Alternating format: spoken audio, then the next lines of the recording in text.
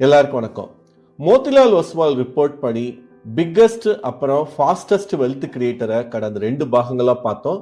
இன்னைக்கு சீரான அப்புறம் ஆல்ரவுண்ட் வெல்த் கிரியேட்டர்ஸை குயிக்கா பார்க்கலாம். 1995லேருந்து 2020க்குள்ள 25 வருடங்கள்ல ஒரு 10 பங்குகள் 10 நிறுவனங்கள் பார்த்தீங்கன்னா சாலிடா கன்சிஸ்டண்டா 20லேருந்து 25% CAGRல தொடர்ந்து வளர்ச்சி அடைஞ்சு வந்திருக்கு. அதுல ஃபர்ஸ்ட் கோட்டக் மஹிந்திரா பேங்க், அப்புறம் Berger paints, HDFC, Pidilite industries, Shree cement, Honeywell automation, Motherson Sumi, Asian paints, Dabur India, அப்புறம் கடைசியா சன் ஃபார்மா. ஸோ இந்த 10 நிறுவனங்கள் பார்த்தீங்கன்னா இந்த 25 வருடத்துல கன்சிஸ்டண்டா ஒரு வெல்த் கிரியேட் பண்ணிட்டே வந்திருக்கு.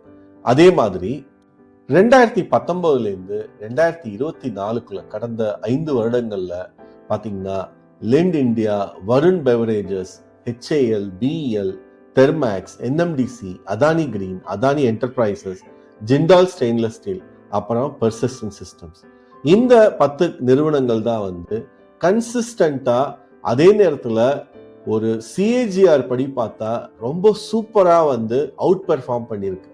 ஸோ இன்ஃபேக்ட் அதோட 5-year price CAGR ரொம்ப சூப்பரா இருந்திருக்கு. அதுலயும் முக்கியமா அதானி கிரீன் பாத்தீங்கன்னா கிட்டத்தட்ட 118% 5 வருடங்களா தொடர்ந்து கொடுத்திருக்கு. அதுக்கப்புறம் ரெண்டாவதும் பாத்தீங்கன்னா பெருசா கொடுத்தது அதானி என்டர்பிரைசஸ். அதுக்கப்புறம் ஜிண்டால் ஸ்டெயின்லெஸ் ஸ்டீல், அதே மாதிரி லிண்ட் இந்தியா, பெர்சிஸ்டன்ட் சிஸ்டம்ஸ், இதெல்லாம் 60%க்கும் மேல வருமானம் கொடுத்திருக்கு வருஷம் கடந்த 5 வருடங்களா.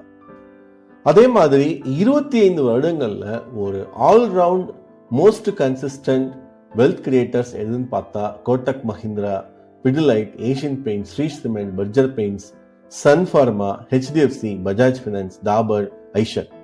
ஸோ இந்த லிஸ்ட் நான் ஏன் ஷேர் பண்றேன்னா ஒரு 25-30 வருடங்கள் எடுத்து பார்த்தோம்னா என்ன மாதிரி நிறுவனங்கள் இந்த அளவுக்கு அபரிமிதமான அதே நேரத்துல கன்சிஸ்டண்டா சீரான வளர்ச்சி அடைஞ்சிருக்கு அப்படிங்கிறத நம்ம தெரிஞ்சுக்கிட்டோம்னா இனி வரும் காலங்கள்ல என்ன மாதிரி நிறுவனங்கள் இதே மாதிரி பெர்ஃபார்ம் பண்ண முடியும், அல்லது இந்த லிஸ்ட்ல இருக்கிற நிறுவனங்கள் ஏதாவது அதே மாதிரி இன்னும் கண்டினியூஸா பெர்ஃபார்ம் பண்ண முடியுமா, இந்த மாதிரி தாட்ஸ் உங்களுக்கு வரும். அதனால நம்மளோட லாங் டேர்ம் போர்ட்ஃபோலியோவுக்கு நம்ம ஈஸியா ஸ்டாக்கை செலக்ட் பண்ண முடியும்.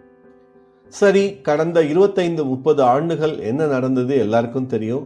நம்ம அதுல இருந்து ஃபில்டர் பண்ணி பார்த்தோம். அடுத்த 10, 20, 30 வருடங்களுக்கு நம்மால அந்த மாதிரி ஃபில்டர் பண்ணி என்ன மாதிரி ஸ்டாக்ஸ் அந்த மாதிரி வளர்ச்சி அடையும்னு ப்ரிடிக்ட் பண்ண முடியுமா அப்படின்னு யோசிச்சோம்னா மோதிலால் ஒஸ்வால்லையே பாத்தீங்கன்னா QGLP, quality growth longevity reasonable price அப்படின்னு சொல்லி ஒரு ஃப்ரேம் ஒர்க் கொடுத்துருக்காங்க. அந்த ஃப்ரேம் ஒர்க் படி பாத்தீங்கன்னா ஒவ்வொரு ஏரியாவுக்கும் ஸ்பெசிபிக்கா ஃப்ரேம் ஒர்க் கொஸ்டின் கொடுத்துருக்காங்க. ஸோ அதை நான் ஸ்கிரீனர் ஃபார்முலாவா அடுத்ததா என்னோட அடுத்த வீடியோல கொண்டு வர்றேன். அதை பேஸ் பண்ணி நம்ம எப்படி ஸ்டாக் செலக்ட் பண்ணலாம் அப்படிங்கறத நம்ம நெக்ஸ்ட் எபிசோட்ல பார்க்கலாம்.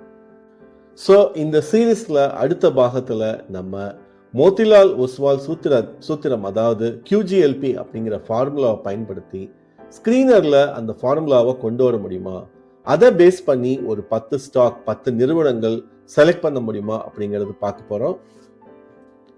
இந்த வீடியோ உங்களுக்கு நிச்சயமா பயனுள்ளதா இருக்கும் நம்புறேன். அப்படி இருந்தா லைக் பட்டன் கிளிக் பண்ணுங்க, ஃப்ரெண்ட்ஸ் அண்ட் ரிலேட்டிவ்ஸ் கூட ஷேர் பண்ணுங்க, அப்புறம் உங்க கருத்துக்களை கமெண்ட் செக்ஷன்ல சொல்லுங்க.